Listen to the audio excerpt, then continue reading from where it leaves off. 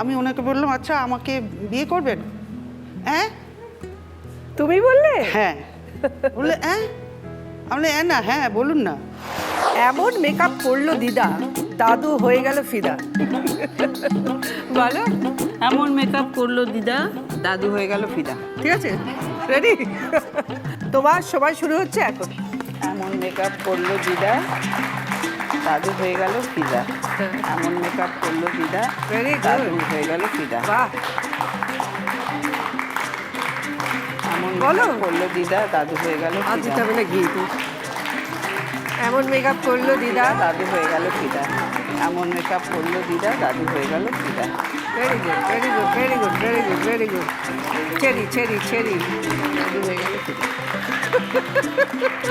তুমি তোমার পুরো কাজটা কমপ্লিট করেছো 35 সেকেন্ডসে। আমি বলতে যাচ্ছিলাম। চিত্রমাসি, ছোটবেলায় তুমি কিরম ছিলে? এখন তো খুব মিষ্টি মিষ্টি জানি। ছোটবেলায় কিরম ছিলে শুনি? আমি একটু দুষ্টু ছিল, হ্যাঁ। একটু বেশি দুষ্টু ছিল। সব খবর পাই আমি। রান্নাবাটিতেও কোনোদিন খেলিনি, পুতুল খেলিনি। হ্যাঁ। আমার একটু ছেলে ডান পিঠে পুরো একদম। ডান পিঠে ক্রিকেট, ফুটবল, টুটবল সবই খেলেছি, কিচ্ছু বাদ নেই। কোনোটাই মেয়েদের খেলা খেলতাম না। এই মাঝে মধ্যে ধরো পাড়া ফাংশন হচ্ছে, আমি আগে গিয়ে ফার্স্ট চেয়ারে আমার ভাই বোনদের বসিয়ে এলাম, বুঝলে? আচ্ছা। তারপর আরেকজনকে আনতে গিয়ে দেখলাম আমার ভাই বোনদের পিছিয়ে দিয়েছে। আমি গিয়ে বললাম কে রে, মেরে দিয়ে ঠাঁই করে এক চড় মেরে দিলাম। আর ট্রামে বাসে তো হতো, স্কুল কলেজে যখন গেছি রাস্তা দিয়ে কেউ কিছু ওই কেড়ে যাচ্ছিস নাকি এরকম বললে এবার কেড়ে দেখলাম ফাঁকা হয়ে গেল, কেউ নেই, বুঝতে পেরেছো? তো এখানে একদিন ট্রামে করে আসছি আমি, নাচের রিহার্সাল সেরে ট্রামে উঠেছে, একটি ছেলে খুব দুষ্টুমি করছে, আমি তো কষে দুঘা দিয়েছি, বুঝতে? আরে বাবা রে। তারপরে হাতে ওর একটা প্যাকেট ছিল, ঠিক পুজোর আগে একদম ছুঁড়ে রাস্তায় ফেলে দিয়েছে।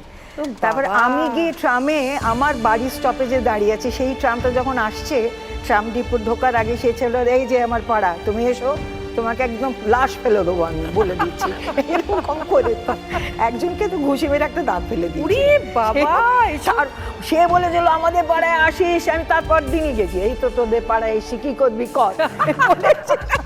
সাংঘাতি, মানে পাড়ার দিদি একদম। একদম। তারপরে যাই হোক বড় যখন হলাম, গণনাট্য সংঘে যুক্ত হলাম, সেখানে জ্ঞানেশ মুখোপাধ্যায়ের কাছে নাটক শিখলাম। তারপরে ধরো আর্লি 50s-এ ঋত্বিক ঘটকের সাথে কাজ করেছি কোমল গান্ধারে, সেটাও একটা অদ্ভুত একটা অভিজ্ঞতা। আবার একটু বলো শুনি। ওরম একটা মানুষের কাছে যাচ্ছি, প্রথমে তো উপলব্ধি করতে পারিনি, তো গিয়ে দেখলাম উনি একটা কাপড় এরম খুঁত বেঁধে বেঁধে লুঙ্গির মতো করে বসে শরৎ বাজাচ্ছেন। তো আমি জ্ঞানেশদা নিয়ে গিয়েছিলেন, তো আমাকে বসতে বললো, এই বস। আমি প্রথমেই বললাম যে একদম আফটার আমি শাড়ি টাড়ি পরে গেছি, তো আমাকে বসতে বলছে তুই বলে, একটু খটকার লাগলো। তারপরে খুব চিৎকার করে ডাকলো, এ লক্ষ্মী লক্ষ্মী। তো লক্ষ্মী দিয়ে এসে বললো, এই যা একটা কাপড় পরিয়ে দাও তো ওকে। তা আমাকে আর একটা কাপড় পরিয়ে দিয়ে বললে, ওখান থেকে ওখানে হাঁটো, ওখান থেকে ওখানে হাঁট। তো এরভাবে হাঁটালো। তারপরে উনি একটা সিন আমাকে করালেন, যে সেই সিনটা করলাম, করে দেব, ঠিক আছে কাল গাড়ি পাঠিয়ে দেবো, চলে আসিস, কতগুলো ছবি তোলা হবে নানান অ্যাঙ্গেলে। তারপরে শুনলাম যে আমি সিলেক্ট হয়েছি।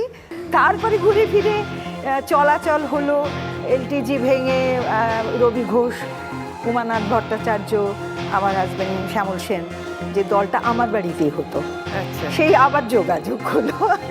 আচ্ছা আচ্ছা, সে কি ভয় পেত তোমাকে? না, পেত না। আমি ভয় পেতাম। চলো তাহলে দেখি কি করে সন্দেশ বানাতে পারো, চলে এসো। চল।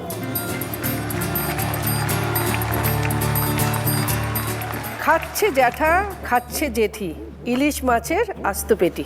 খাচ্ছে যেটা খাচ্ছে জেঠি, যেমন টাং টুইস্টার, ইলিশ মাছের আস্ত পেটি। রেডি? তোমার সময় শুরু হচ্ছে এখন। খাচ্ছে যেটা খাচ্ছে জেঠি, ইলিশ মাছের এই তো আস্ত করা পেটি। আছে, ও, করা আছে। খাচ্ছে যেটা খাচ্ছে খাচ্ছে জেঠি, ইলিশ মাছের আস্ত পেটি।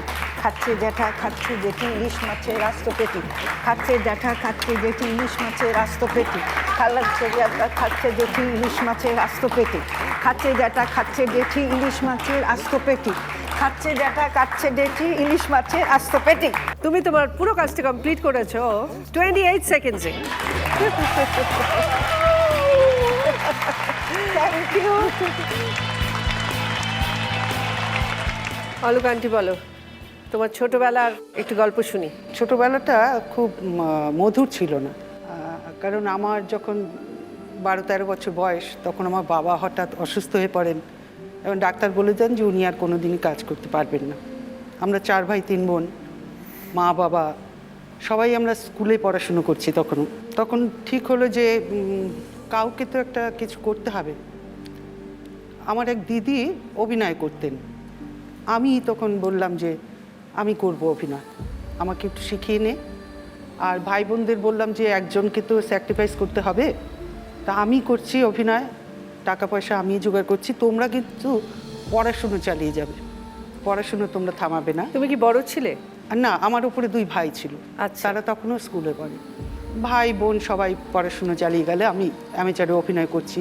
সেখান থেকে আস্তে আস্তে প্রফেশনাল থিয়েটারে এলাম, সেখান থেকে ছবিতে এলাম।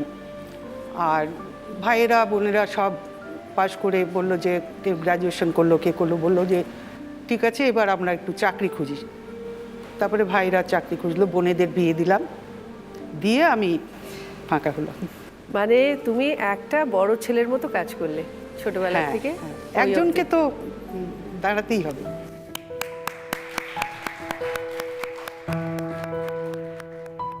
পরবর্তীকালে আমার খুব প্রিয় মানুষ, তার সঙ্গে বিয়ে হলো অলক আন্টির। তো ওই গল্পটা একটু সবাই, আমরা তো জানি কিন্তু সবাই একটু শুনতে চাইবে। প্রফেশনাল থিয়েটারে তখন কাশী বিশ্বনাথে মল্লিকা হবে, হ্যাঁ, জ্ঞানেশ দা ডিরেক্টর। তা সেখানে সাবিত্রী চ্যাটার্জি, অনুপ কুমার, সর্বেন্দর, জ্ঞানেশ দা সবাই আছেন। তো সেখানে অনুভবকে আমি প্রথম দেখি। তার আগে তো আমি অ্যামেচারে অভিনয় করতাম। আচ্ছা, তা আমি তো তখন অনুদাই বলি। হ্যাঁ, কেন জানি না, মানে আলাপ হবার প্রায় 10-15 বছর পরে হঠাৎ একটি মেয়ে পারবে না নাটক করতে। আমার সুলতা বোধহয় তখন বম্বে গেছিল, আমাকে বললো ওই সুলতার রোলটা করতে হবে। তো বললাম আপনার বাড়ি গিয়ে আমি স্ক্রিপ্টটা পড়িয়ে শোনাবো। তা আমার বাড়িতে এসেছিলেন, তো এখানে 3-4 দিন উনি ওইখানে এসে স্ক্রিপ্টটা শুনিয়েছেন বাড়িতে এসে। তো হঠাৎ একদিন আমার মনে হলো, আমি ওনাকে বললাম আচ্ছা আমাকে বিয়ে করবেন? হ্যাঁ তুমি বললে? হ্যাঁ। বললে হ্যাঁ, আমি বললাম, না হ্যাঁ বলুন না। আচ্ছা, তো বললো যে স্ক্রিপ্ট গুছিয়ে নিয়েছি, তখন গুছিয়ে নিয়ে বলছে আমি ভেবে দেখি বলে চলে গেলেন। তারপরে তো ওনার বাড়ির লোকজন সব এলো, আচ্ছা, এসে তারা বললো তুমি এরকম বলেছো? আমি বললাম হ্যাঁ। বললে হ্যাঁ এরকম বললো। হ্যাঁ। ওকে সবাই মেজদা বলে ডাকতো। হ্যাঁ, মেজদা এরকম বললো। তারপরে তো ওদের বাড়ির সঙ্গে কথাবার্তা হয়ে গেল, মানে সবাই এলো? সবাই এলো, তারপরে কথাবার্তা হলো, বিয়ের দিন ঠিক হলো।